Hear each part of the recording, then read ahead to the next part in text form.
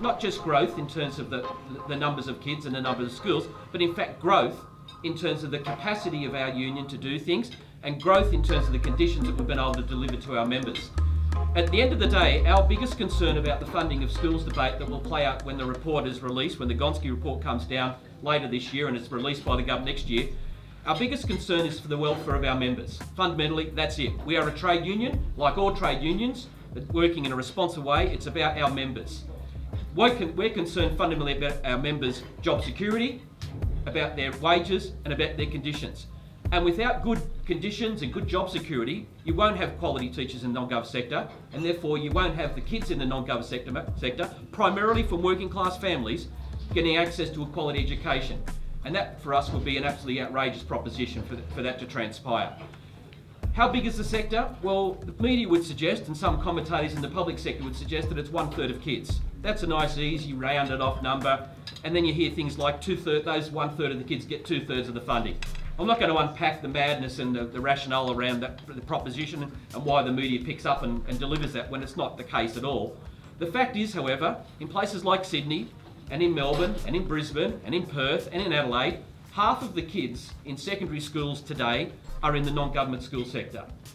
And it hasn't been a growth of the Kings and the Scotch colleges and what have you. It's been the growth of smaller schools, of Anglican schools, of Christian schools, of Islamic schools, and predominantly in growing areas within the suburbs, as you go out into the western suburbs of Sydney, for example.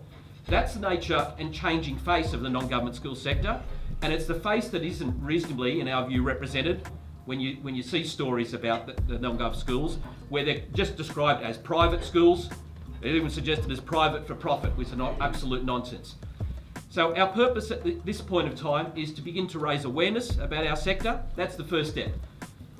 Once we see what the Gonski report says, and once we see what the federal government's response to that is, then we'll be putting out to you and asking you to begin some debate about what it is that needs to be happening in relation to school funding. Let me give you the very simple thing, though, that we're arguing up front and very unequivocally and very clearly, and that is that every Australian school student, be they in government schools or non-government schools, deserves a quality education. And our view is that those kids across the board need more funds, and their teachers and the staff working in those schools need more funds and more resources to provide a quality education over the years. So for us, it's not a question about taking a little bit off some to distribute an even smaller amount therefore to others.